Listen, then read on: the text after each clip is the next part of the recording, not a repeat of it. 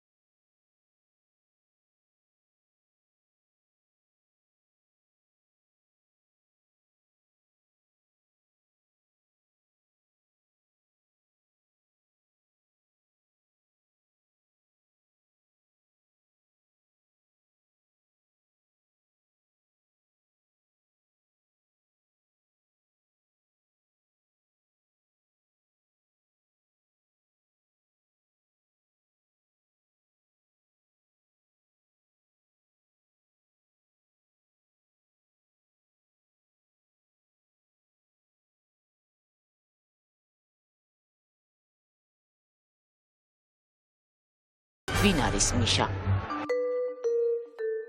მიხეილ სააკაშვილი 1967 წლის 21 დეკემბერს თბილისში დაიბადა. როგორც მაშინ ასე აღნიშნა იყო მიღებული ინტელიგენტების ოჯახში. მამა ბიოლოგი მედიკოსი ნიკოლოზ სააკაშვილი, დედა ისტორიის პროფესორი გიული ალასანია. მიშა თბილისის 51 სკოლაში წარჩინებით სწავლობდა. დაკავებული იყო კალათბურთით, მუსიკით, ცურვით და უცხო ენების შესწავლით. სკოლის ოქროს მედალზე დამთავრების შემდეგ ის უკრაინაში გაემგზავრა. კიევის საერთაშორისო ურთიერთობების უნივერსიტეტის შემდეგ კი ევროპაში. 93 წლიდან მას უკვე შთამბეჭდავი კარიერა ჰქონდა. მუშაობდა ოსლოში, ნორვეგიის ადამიანის უფლებათა ცენტრში. კოლუმბიის უნივერსიტეტის დასრულების შემდეგ კი სოლიდურ იურიდიულ ფირმაში ნიუ-იორკში. პირველი ვინც მიხვდა რომ ის ახალგაზრდა კაცი რიგით კლერკობას არ დასჯერდებოდა, იყო მისი ერთ-ერთი მენტორი უნივერსიტეტში, რომელმაც კითხა.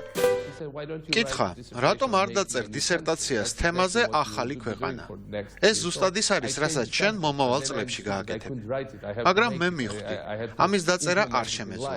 მე ეს რეალურ ცხოვრებაში უნდა გამეკეთებინა. 1995 წელს ის საქართველოში ზურაბ ჟვანიას მოწვევით დაბრუნდა. იმავე წლის ნოემბერში მოქალაქეთა კავშირის მანდატით პარლამენტში შევიდა. ეს იყო დათრგუნული და ტრავმირებული ქვეყანა, რომელსაც უკვე გაცნობიერებული ჰქონდა რა გააკეთა რუსეთმა მისივე ხელით. იმდენად დაბეჭავებული ქვეყანა, რომ შევარდნაძეზეც თანახმა იყო, ყველაფერზე თანახმა. ეს იყო ქალაქები, სადაც შეიძლებოდა შინიდან გასული უშარლოდ დაბრუნებულიყავი, სადაც საკანალიზაციო ჭების სახურავებიც კი მოპარული და ჯარდში ჩაბარებული იყო, სადაც პენსია $3 ადგენდა და თვეობით აგვიანებდა, სადაც მდიდრებიც კი ღარიბები იყვნენ. რა გასაკვირი იყო თუ ამ ვითარებაში სააკაშვილის იდეების სწრაფი რეფორმების შესახებ მხარდაჭერილი არ იყო, მაგრამ როგორც ჩანს, არ იყო შეუმჩნეველიც. შევარდნაძემ მას იუსტიციის მინისტრის პორტფელი გადასცა. მისი ბრძოლა სასამართლო სისტემის რეფორმირებისთვის, ციხეებში პირობების გაუმჯობესებისა და მაღალი დონის კორუფციის წინააღმდეგ თანდათან პოპულარული გახდა და ეროვნული მხარდაჭერა მოიპოვა. მე მიხეილ სააკაშვილი გეუბნებით, რომ თქვენ ახალ ციმბიძურის გასახელება თვითონ. მე ვარ რა. ჩემზე არ ლაპარაკი. თქვენ ვინც ხართ და რა თანამდებობს მე არ ვიცი თქვენ ვინ ახართ, მაგრამ ვინც ხართ, ხართ პროვოკატორი. თქვენ ხართ ცნობილი გიჟი, ბატონო მიხეილ. სააკაშვილმა არ მოისურვა ყოფილიყო ჭკვიანი მინისტრი შევარდნაძის კაბინეტში. 2001 წელს ღიად დაუპირისპირდა მთავრობის მეთაურს და თანამდებობიდან გადადგა. იმავე წელს დააფუძნა ერთიანი ნაციონალური მოძრაობა, რომელიც 20,000 წევრს ითვლიდა. აი ამ დარბაზში ხომ, აი ამ მაგიდაზე მჯდომი, რომელი მინისტრების და რომელი თანამდებობის პირების სახლებია ეს ყველაფერი. 2002-ში მიშა საკრებულოს თავმჯდომარე გახდა და პირველ პატარა ცვლილებებს მიაღწია. პენსიების ზრდის გამო, სკოლებისთვის შეწირული სახელმძღვანელოებისა თუ დამსახურებებისთვის, პირადად რომ მონაწილეობდა ავარიული სახლების შეკეთებაში, თეთრსაყელოიან ბიუროკრატებს შორის ის ყველაზე პოპულარულ პოლიტიკოსად იქცა. ვიცოდი რომ სასწაულს ვერ მოვახდენთ, მაგრამ ჩვენ თითქმის სასწაული უნდა მოგვეხდინა. 2003 წლის 3 ნოემბერს შევარდნაძემ თავი არჩევნებში გამარჯვებულად გამოაცხადა. ზუსტად 20 დღეში კი არჩევნების ფალსიფიკაციის წინააღმდეგ დაწყებული პროტესტი საქართველოს გამარჯვებით დასრულდა და მას ვარდების რევოლუცია ეწოდა. მისი აღმატებულება საქართველოს პრეზიდენტი ბატონი მიხეილ სააკაშვილი. ისტორიის გადაწერის მსურველები დღეს ერთმანეთს ასწრებენ იმის მტკიცებას, რომ სააკაშვილმა რევოლუციის გზით ხელისუფლება დაამხო. სინამდვილეში კი ის ქვეყანამ 2004 წლის იანვარში აირჩია და საზოგადოების 96%-იანი მხარდაჭერით საქართველოს მესამე პრეზიდენტი გახდა. აქამდე ხალხი უსმენდა მთავრობას. დადგა დრო, მთავრობამ ძალიან ყურადღებით უსმინოს ხალხს. აქამდე მთავრობა იცავდა თავს ხალხისაგან. დადგა დრო, როცა მთავრობამ უნდა დაიცვას საკუთარი ხალხი და თითოეული მოქალაქე. აქამდე ხალხი ისჯებოდა მთავრობის უნიათობით და ჩვენ დავამტკიცეს ამ მოედანზე. სულ ცოტა ხნის წინ, რო დგება მომენტი, როდესაც ხალხი დაჟის მთავრობას გამოჩენ უნიათობისთვის და სამშობლოს სიყვარულის არქონისთვის.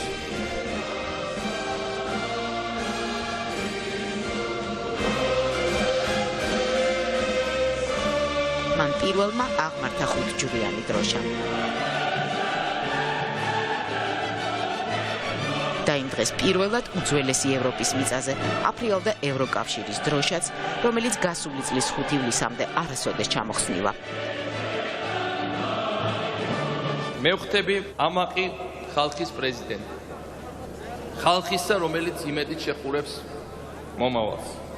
ვინც ნატრულობს ჩვენი ოცნების საქართველოს, ჩემი ოცნების საქართველოს. და მე მზად ვარ, ვემსახურო ჩემ ხალხს, რათა ის უფრო ამაყი იყოს. ეს იყო პირველი შემთხვევა ქართული რესპუბლიკის ისტორიაში, როდესაც პრეზიდენტის ინაუგურაცია გაიმართა არა რომელიმე დაწესებულების ეზოში, არა რომელიმე სასახლის გალავნის კედლებში, არა მოსაწვევებიანი, საშვებიანი, ნებართვებიანი სტუმრების გარემოცვაში მხოლოდ, არამედ როგორც სახალხო დღესასწაული.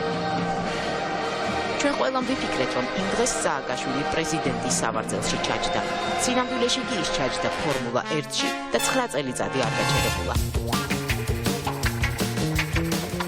ეს იყო პირველი ზამთარი, როდესაც საქართველოში შუქი აღარ ჩამქრალა, არ შეწყვეტილა წყალი.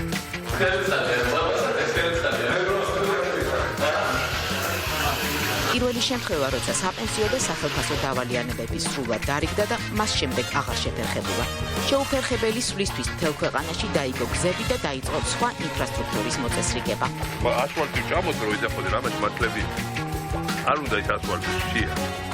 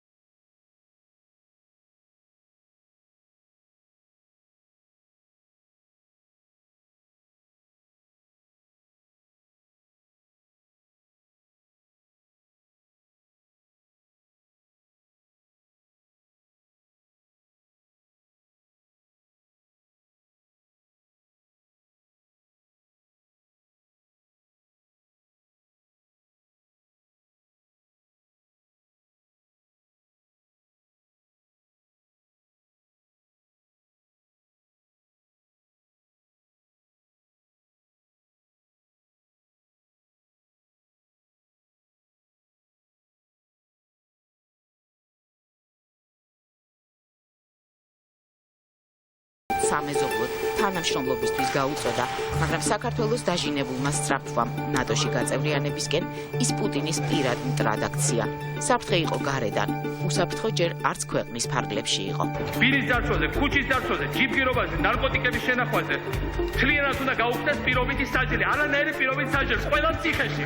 მსოფლიოს ყველაზე უსაფრთხო ქვეყნის სტატუს დიდი ფასი ჰქონდა. ციხეები პატიმრებით გაივსო.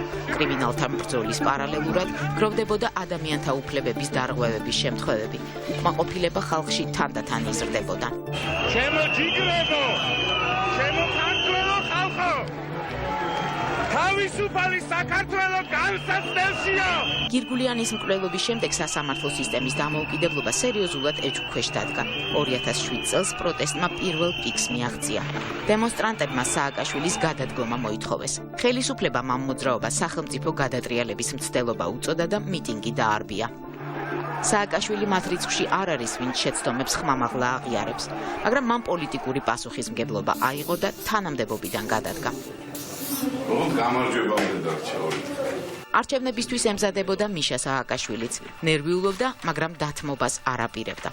დროს ნერვიულობ ყოველ გამოსვლას. გამოსვლა რომ ეცინას არ ნერვიულობ, ჩაფლავდება სამარცხვინით. ადრენალინი. არჩევნები არის ადრენალინის და სიცოცხლის გახანგრძლივების ყველაზე სწორი საშუალება. როგორც ყველა არჩევნები საქართველოში, ისიც სიკვდილ სიცოცხლის არჩევნები იყო.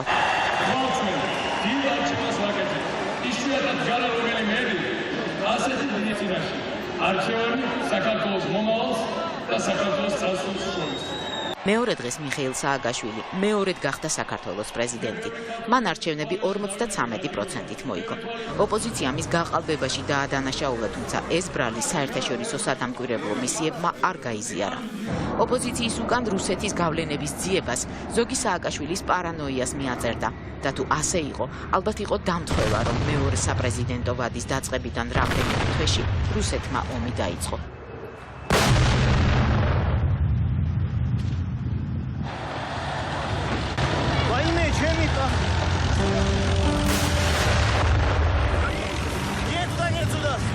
ნარადებია ეს რა ხდება?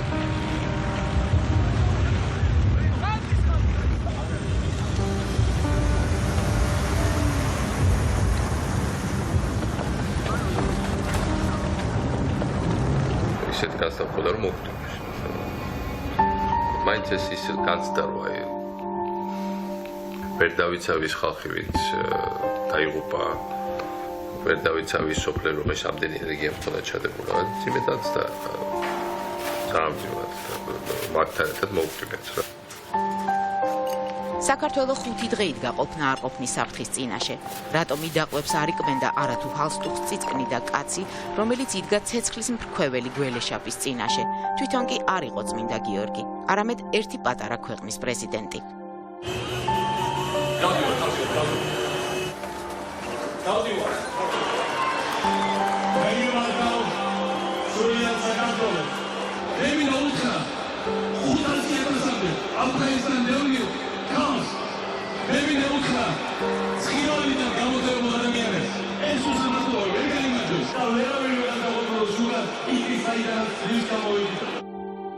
რა თქმა უნდა, მიხეილ სააკაშვილს გამარჯვებად არ ჩაეთვალა თბილისის გადარჩენა, რომლის დასაცავად რუსთაველზე 7 პრეზიდენტი იდგა. ყველაფერს, რაც იქამდეც ასანაზღაურებელი გქონდა, ზედომის დანაკარგები დაემატა. თავარი, რასაც მიშა სააკაშვილი ასხივებდა, იყო რწმენა, რომ ეს ქვეყანა შეიძლებოდა ჩაწერილიყო საუკეთესოებს შორის და ამისთვის ეყოფოდა წარსულიც და პოტენციალიც. ერთადერთი რაც აკლდა, იყო დრო. ხეს ტერიტორიული მთლიანობის თავის ხაზი გადის თავიდან ბოლომდე ეკონომიკაზე და მხოლოდ ბრიყვები ვერ დაინახავენ ამას. საქართველო იქცა ქვეყანად, სადაც ყველაზე ადვილად შეიძლებოდა ბიზნესის წამოწყება, კორუფციისგან თავისუფალ ქვეყნად.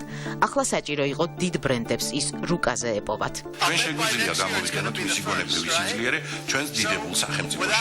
ახლა მინდა წარმოგიდგინოთ მსოფლიოს ერთ-ერთი უდიდესი ლიდერი, რომელიც უპრეცედენტოა იმით, რაც მან საკუთარი ქვეყნისათვის გააკეთა, პრეზიდენტი მიხეილ სააკაშვილი. For his country and to his country, President Saakashvili. Thank you. სააკაშვილის პრეზიდენტობის წლებში საქართველოს ეკონომიკური ზრდა ორნიშნა გახდა, მაგრამ დაკარგული 70 წლის ასანაზღაურებლად არც რიცხვები და არც დრო კმაროდა. ჩვენ დრო ძალიან ცოტა. ყველაფერს გავაკეთეთ ძალიან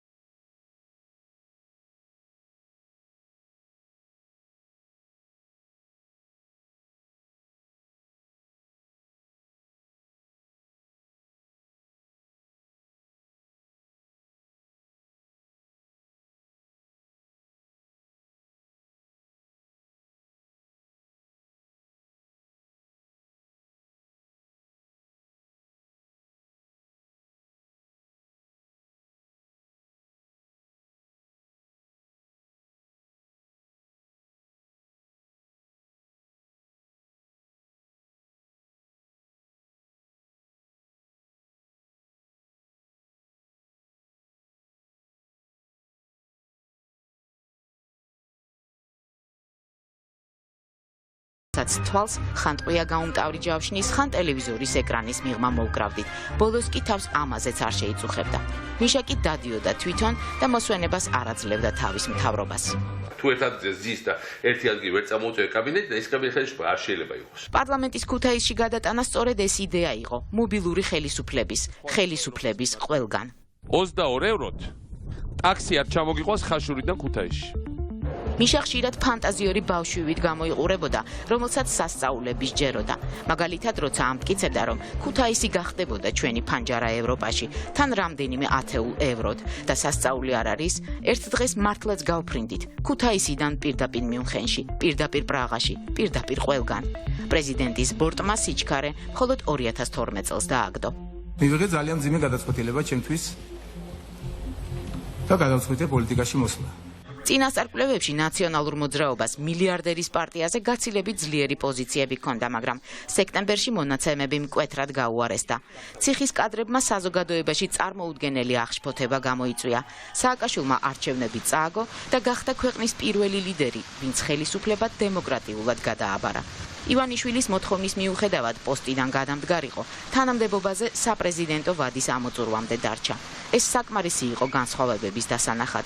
პირველი, რაც ქართული ოცნების გამარჯვებულმა ლიდერმა გვითხრა, კმარა ოცნება. არაფერი ქვეყანა ჩვენ არ ვართ. არის ერთის მხრივ ერთეული საქართველო და მეორე მხრივ მიწილყვნილი საქართველო. ერთის მხრივ არის საქართველო, რომელიც მიუხედავად დიდი წინააღმდეგობებისა, მაინც იბრძვის საკუთარი ღირსებისთვის და არის მასუდა მეორე საქართველო, რომელიც აბალიას ოჯახის დაც და მორჩილად მოხმარო მას გულაში. საპრეზიდენტო ვადის ამოწურვის შემდეგ მიხეილ სააკაშვილის სამართლებრივი დევნა დაიწყო. ამ დროს ის ევროპისა და ამერიკის უნივერსიტეტებში ლექციებს კითხულობდა, მაგრამ მიუხედავად მშვიდი ცხოვრებისა და დამსახურებული დასვენებისა, ბედნიერი არ იყო. ჩემი ციხე არის ეს ამსტერდამის ცენტრით რამდენიმე ქუჩა, სადაც ხდება სულ ერთი და იგივე. და ყველაფერი პროგნოზირებადია. იმ ქვეყნებში ის ვერაფერს შეცვლიდა. იქ შესაძლებელი თითქმის არაფერი იყო, მაგრამ 2015 წელს ასეთიც გამოჩნდა. უკრაინა უკვე გართულებულ კონფლიქტში რუსეთთან, სადაც პრეზიდენტ პოროშენკოს მიწვევით ჩავიდა. მას უკრაინის მოქალაქეობა მიენიჭა და ოდესის გუბერნატორად დაინიშნა. თანხმობა მორწელზე მეტი ვერ გასტანა. ოდესის გუბერნატორმა პოროშენკო კორუფციაში დაადანაშაულა და პოსტი დატოვა. 2017 წელს ამერიკაში ვიზიტის დროს უკრაინის პრეზიდენტმა მას მოქალაქეობა ჩამოართვა. სააკაშვილი უკრაინაში პოლონეთის გავლით ხმაურით დაბრუნდა. 2018-ში ის უკრაინაში დააპატიმრეს და პოლონეთში დაადებორტეს. ერთ წელიწადში უკრაინაში ახალი პრეზიდენტი აირჩიეს. ვოლოდიმირ ზელენსკი მას მოქალაქეობა პირველივე დღეებში აღუდგინა და მალე მრჩევლად და რეფორმების კომიტეტის ხელმძღვანელად დანიშნა. ამ დროისთვის სააკაშვილს სამშობლოში დაუსწრებელი განაჩენი ჰქონდა გამოტანილი. პატიმრობა 6 წელი. არა, შეიძლება ხო ზოგი მიწაშდებს იმათა შედარებით არ ამიშოს. დევნილობის წლებშიც მიხეილ სააკაშვილი იმ ახალგაზრდა კაცივით გამოიყურებოდა, რომელიც 2003 წელს ქვეყნის ნანგრევებში იდგა. ზუსტად იცოდა სასწაულს ვერ შეძლებდა, მაგრამ სასწაულზე არანაკლები უნდა გაეკეთებინა. ახლა იქიდან გვარწმუნებდა, რომ ჩვენ კიდევ გქონდა შანსი საუკეთესოებს შორის ჩავწერილიყავით. ჩვენ ისევ გავხდებით სოფლიოში ყველაზე წარმატებული ქვეყანა. ქართული ოცნების ლიდერების ისტერიკის ფონზე საზღვარი არ გადმოუკვეთავს ტრუსკავეთშია სანაძლეოს ჩამოვალთ და მრავალი სხვა, მიშა თბილისში დააპატიმრეს. ქვეყნის სათავეში ხელში ვარდით მოსულ სახელმწიფო მოღვაწეს ხელებზე ბორკილები დაადეს. ის სუფრასთან მარტო იჯდა. მოშე გლუქაფტის მოწვეთილი კრეატივისა თუ კგბ-ს კლასიკის მიხედვით მშიშარა და მხდალი ლიდერი ციხეში მომღიმარი ჩაჯდა და როგორც არაერთხელ თავის ბიოგრაფიაში გაოგნებულები დაგვტოვა. რატომ სჯერა ასე ჯიუტად ჩვენი, როცა ჩვენ თვითონ საკუთარი თავის არ გვჯერა? როგორ არ დაიღალა შეგონებით, რომ ძალა ერთობაშია, როგორ ვერ მიხვდა, რომ ჩვენ ეს არასოდეს გამოგვივიდა. რით ასაზრდოებს რწმენას, რომ ეს მთლემარე გაჩერებული ქვეყანა დანიშნულების ადგილამდე მივა, რომ ამ ბრძოლაში გამარჯვება საქართველოსია. რა აძლევს ძალას, ახლა ციხის საკნიდან გაიძახოდეს, დიდება თავისუფლებას, თავისუფლებას დიდება.